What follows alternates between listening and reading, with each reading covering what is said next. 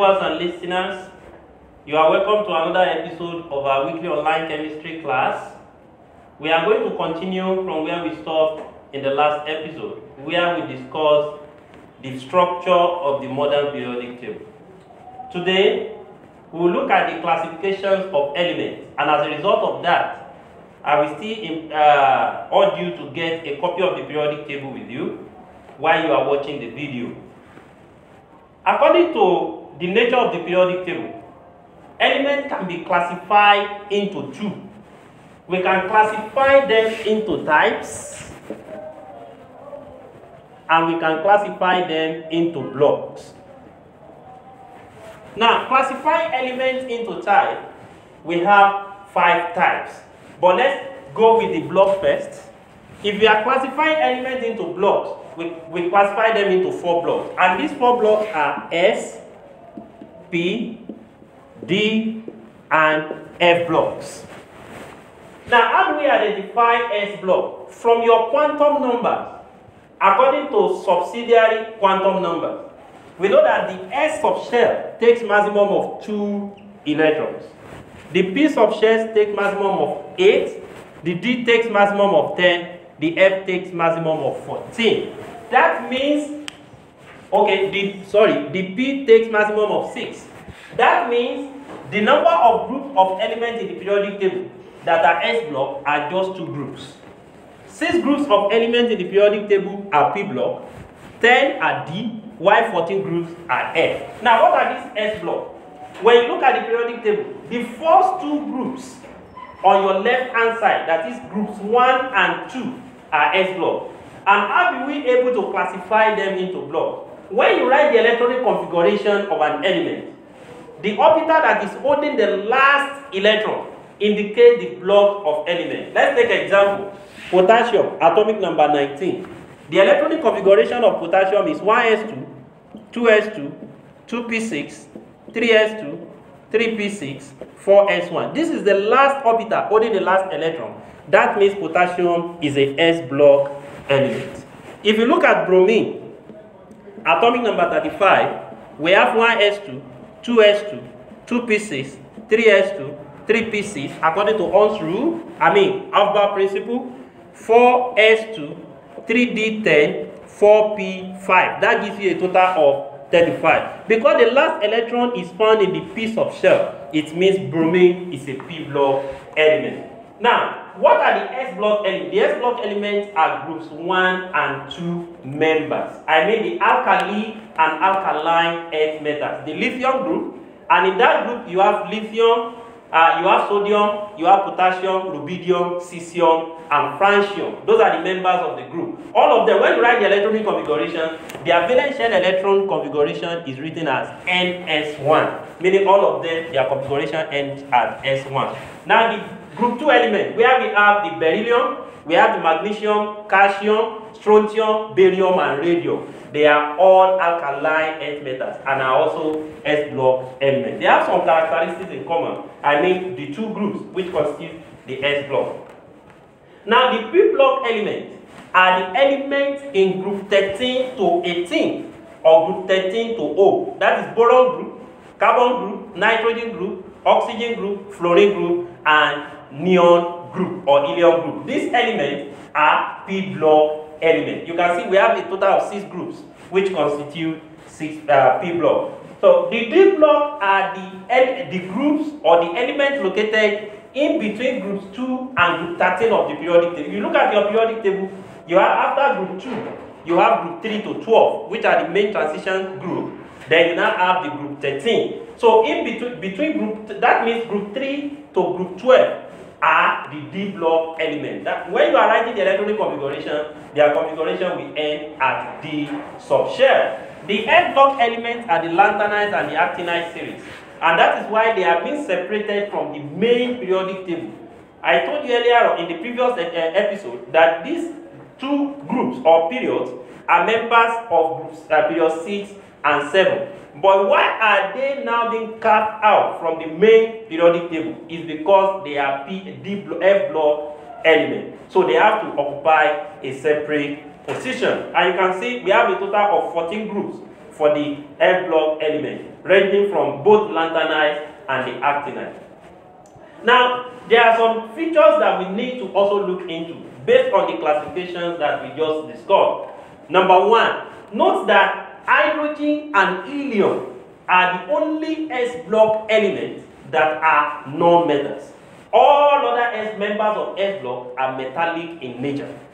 So that is one. Then secondly, helium is the only S-block element that is placed under P-block. Why? Because it has a completely filled shell, like all members of the noble Urea gases, the group 18. That is why it has to be placed in that group, because all members of that group 18 or O have completely filled shell. But helium is a S-block element. Another feature is that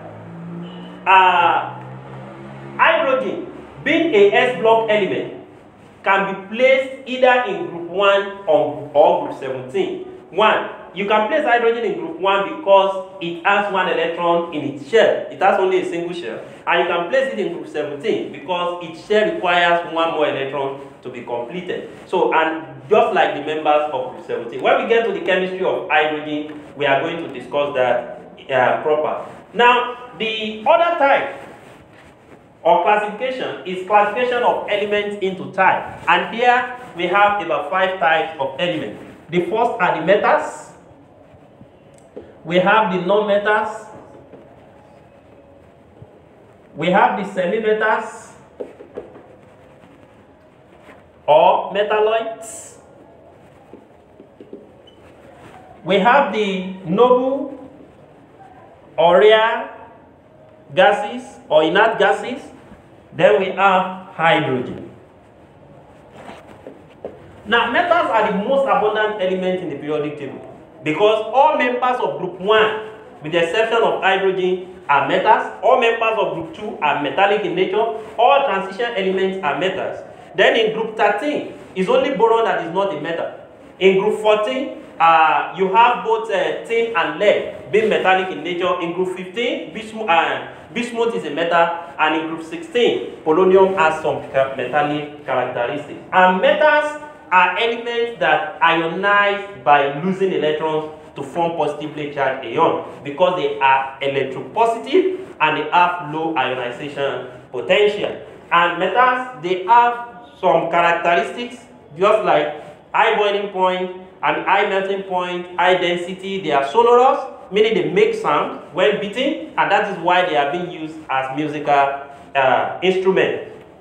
And aside that, they are good conductors of heat, which is the reason why they are used as cooking utensils. And they are good conductors of electricity. They are used to make electric wires, and so on and so forth. These are the characteristics that are common to all metals, and they have high polarization power. Non-metals, they are not as many in terms of number compared to metals, and they are elements that ionize, if at all, by accepting electrons to form ions or readily form covalent bonds.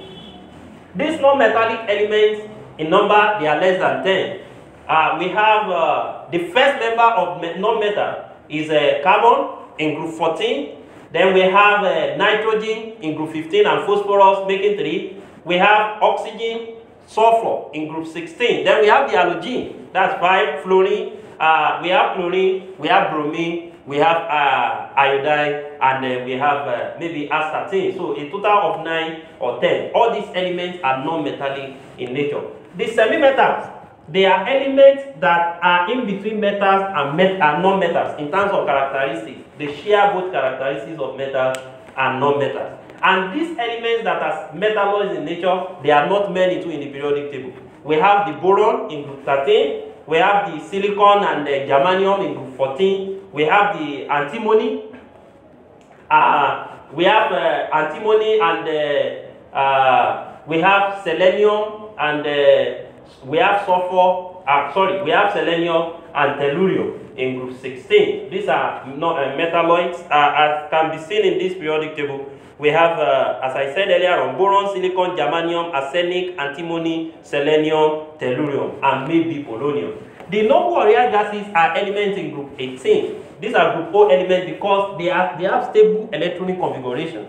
and they are unreactive. So the rare or noble gases mainly consist of helium, neon, argon, krypton, xenon, and radon.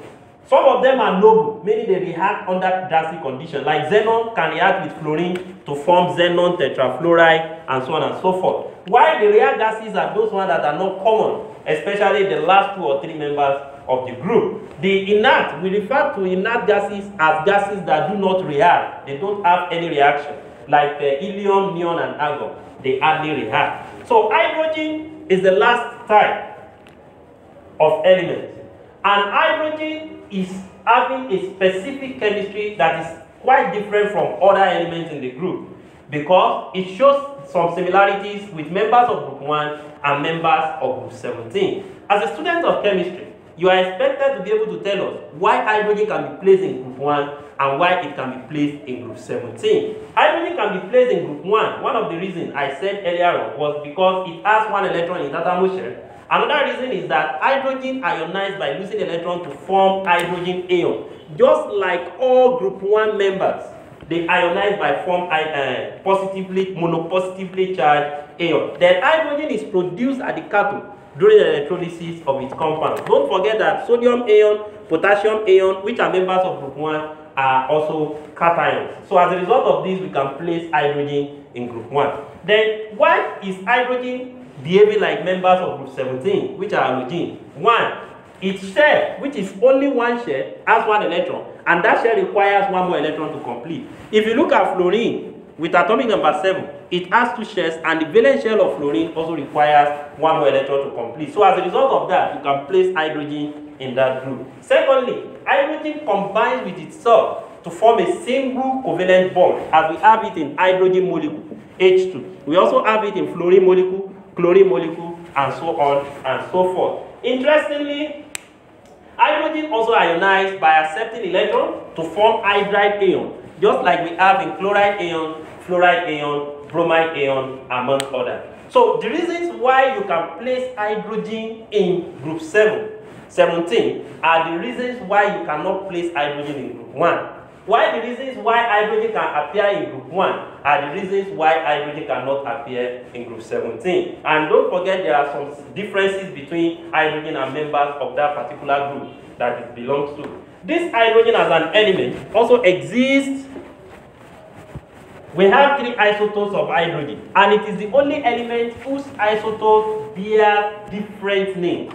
No other elements have such characteristics. So we have protium, we have deuterium, and we have tritium. You can see they are atoms of the same element having the same atomic number but different mass number. That's why we refer to them as isotopes. And deuterium is present as heavy water, where we have it as D2O. Our normal water is H2O. While tritium is radioactive, is the least stable isotope of hydrogen. And don't forget, some of the physical characteristics of hydrogen is that it is colorless, it is odorless, it is tasteless, and it is the lightest substance ever known on Earth. No other substance is as lighter as hydrogen. Hydrogen again supports combustion as it burns in air to form water. And it is the element with the highest combustion characteristics among other gases. So in our next class, we are going to look at the chemistry of the of the S block elements, both in terms of general characteristics, physical characteristics, chemical characteristics, as well as other characteristics that they share in common. Thank you for watching. See you again some other time. Stay safe.